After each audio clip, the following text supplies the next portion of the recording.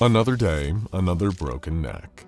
Some Foundation operatives probably considered getting it cross-stitched into a relatable piece of wall art to hang in the Site-19 break room.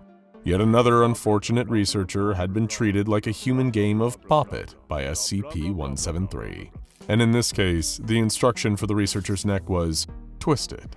The researcher's body was bundled into a makeshift cardboard coffin and carried away into the employee morgue. Yes, the site has one of those. Are you really surprised? It was a tragic case. The researcher had been a week away from retirement. His wife was due to give birth any day now, and he was on the road to reconciling with his estranged father. Now, he was laying on a gurney with a perfect view of his own butt. There had to be something the Foundation could do about this. It was a question that plagued two researchers who had been promoted to case director on the SCP-173 file, Director Rick Smith and Director Marcus Jonathan. Truth be told, they hated being assigned to this case. It wasn't just dangerous, it was incredibly boring. They'd had the anomaly and containment for years and hadn't found anything new. It was a dead end, and worse still, it was a dead end that a number of bright young researchers happened to end up dead around. As the two directors saw it, there was one way stopping all this pointless carnage and boring research once and for all. They'd apply to decommission the worthless thing, and save lives and time as a result. And luckily for the two ambitious researchers, their proposal to decommission the neck-snapping sculpture was approved. Unlike the tragic and monstrous Dr. Dan, director of studies into SCP-096, they didn't need to give up the rest of their future lives to get a chance at destroying their least favorite anomaly. Now, they had another uphill battle, actually figuring out how to kill the thing. Director Swift and Director Jonathan put their heads together, drafting a long list of proposals for attempts on the concrete monster's life. With the amount of resources wasted on trying, and always failing, to terminate SCP-682, it was time for the valiant would-be statue killers to step up and try their best to be lethal. So naturally, a lot of SCP Foundation staff were about to meet some sticky ends. The first method of potential termination they tried to employ was an experimental gamma radiation gun, which would be wielded by a team of Mobile Task Force operatives. Why not D-classes, you wonder? Well, it's probably not wise to give unwilling prisoners of your organization access to an experimental gamma radiation gun. The team carrying the large and cumbersome weapon entered the containment chamber where the ghoulish statue was currently waiting. They aimed it at the sculpture while everyone else waited and observed between lead-lined walls. They unleashed a powerful and sustained blast against the entity, lasting 7 seconds, and when the blast was done, there was no effect. On SCP-173, at least. The Mobile Task Force team all contracted severe radiation sickness from using the weapon, several of them dying that same day. A few others contracted inoperable cancer, just from being too near the gun when it was used, all while SCP-173 was completely unharmed. The attempt was deemed to be a catastrophic failure, and it would not be the last. With deadly radiation considered off the list, Director Swift and Director Jonathan moved on to their next port of call. This would be an attempt to somehow electrocute the anomaly to death with 100,000 volts. As SCP-173 had a skeleton of metal rebar, it would be conductive, and if the creature had some vital essence beneath its concrete skin, maybe enough electricity could burn it out. There was a certain degree of logic to that, the directors supposed. This time, a team of D-classes were sent into the chamber with the relevant cables and large crocodile clips. A team of Foundation guards hanging back behind them just to make sure the task was properly executed. This time, it seemed like the potential risks were far lower than the, in hindsight, extremely irresponsible radiation gun test. The crocodile clips, connected to an immensely powerful generator just outside the room, were attached onto the pieces of exposed rebar sticking out of SCP-173. The generator was turned on, and electricity coursed through the body of the monster, causing its metal to glow and spark. But there was a problem. As an unexpected consequence of the huge surge of electricity, the overhead light bulb suddenly exploded, showering the room in broken glass, while also bathing it in darkness. This caused panic to spread through the control room, trying desperately to turn on the auxiliary lights back on in the room. And they did, but it was already too late. Inside the room, they found that SCP-173 was completely unscathed, but it had snapped the neck of every single D-Class and guard that had been stationed in the room. Now it stood alone next to a pile of corpses. Great. Of course, before taking even more risky and esoteric methods, the duo of embattled directors tried out the other elements. The room was filled entirely with water, hoping to test whether the creature could drown. Once it had been submerged for an hour, the room was drained, and a D-Class was sent inside. And the second the D-Class blinked, he was found on the ground with a broken neck. It seemed that the sculpture did not need air to survive. But what about heat? That was another question. Multiple Foundation operatives entered the room with powerful flamethrowers, dousing the murderous piece of modern art in cleansing fire. The men were instructed to keep firing until their tanks were empty, and that was exactly what they did. Well, until the room was consumed by a terrible explosion. This explosion, naturally, killed all of the operatives in the room and caused a chain reaction, blowing up the fuel tanks on each of their backs. What had happened here? The best estimates of the researchers involved were that the fire had some kind of spectacular chemical reaction with the excess quantities of highly flammable Krylon brand spray paint. Whether this was an accident or some kind of intentional defense mechanism from the anomaly is still an open question. It was back to the drawing board for Director Swift and Director Jonathan, with a lot of money and human pain already spent on the so far fruitless termination effort. Gunfire was also on the table.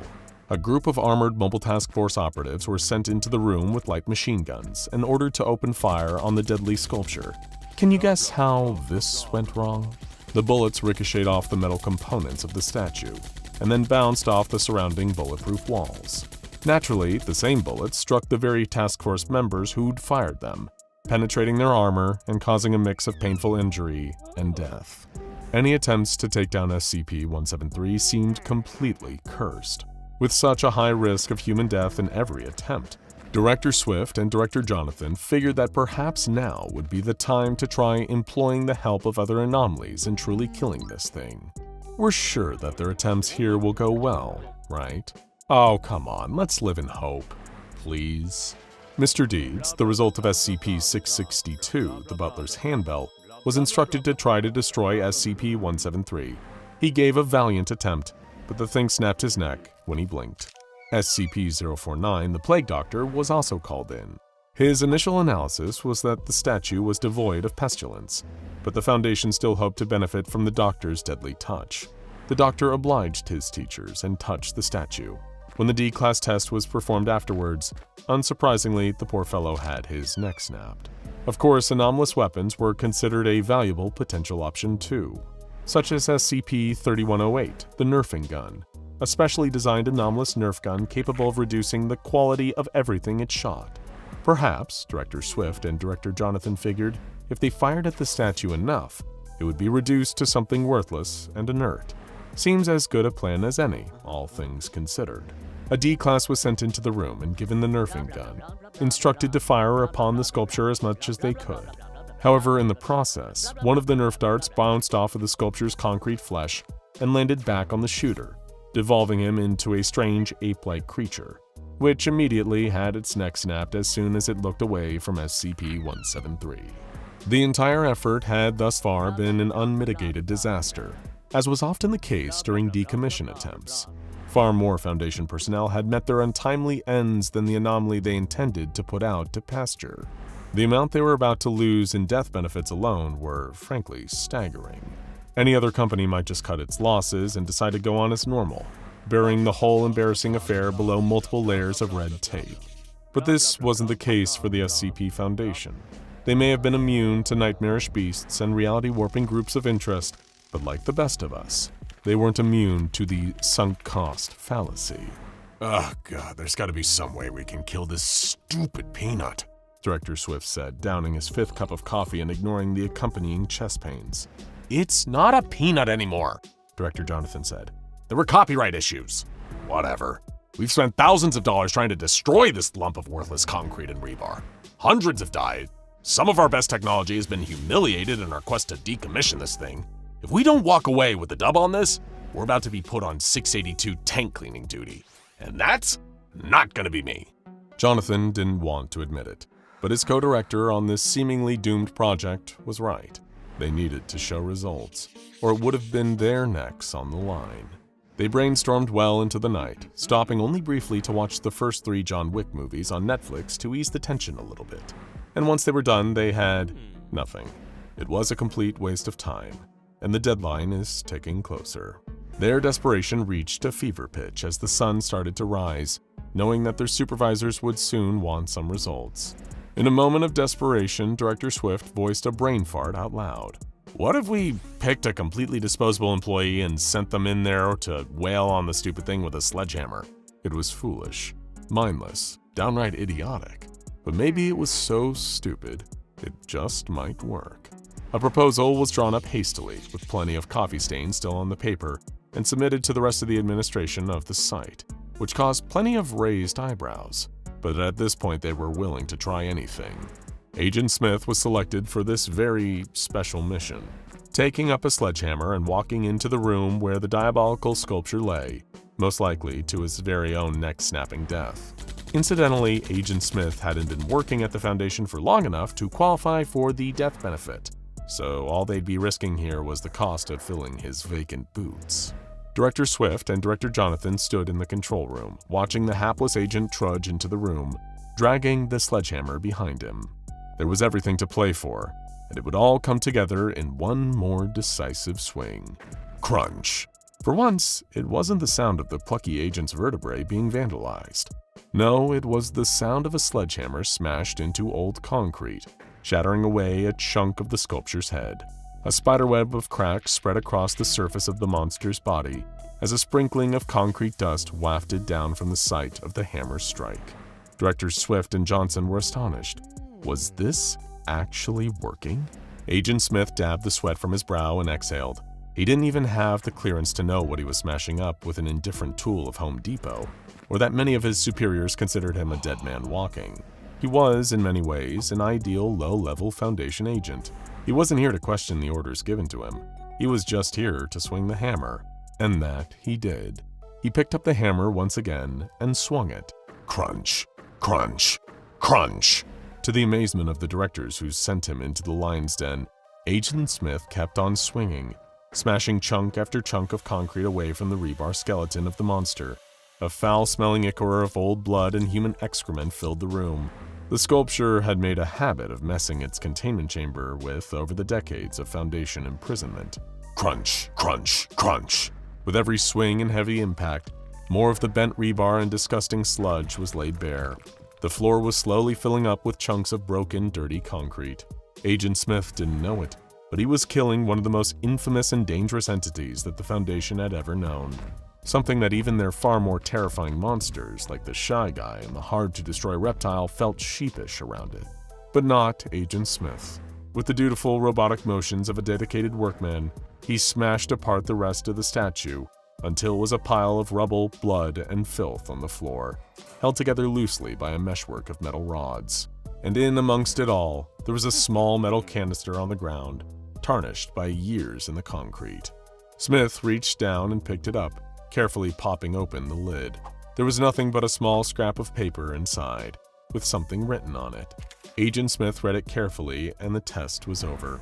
Director Swift and Director Jonathan were confident that they could reclassify the sculpture as SCP-173-D and change its containment class to neutralized. As Agent Smith left the room, he requested only a shower. He'd worked up quite a sweat over the course of his sledgehammer rampage, not to mention the unpleasant combination of dust, blood, and crap that their clothes had accrued. This he would be granted, but not before one last debriefing with the baffled and shocked duo of directors, Swift and Jonathan. They had only one question. What was written on the piece of paper inside the capsule? Agent Smith just shrugged, not seeming to notice any significance in this. He said, some nonsense. It just said, "Are we cool yet?" Now check out SCP-173 Origin Story, how 173 got to Site-19. And old SCP-173 versus new SCP-173 Ultimate Design Mistake.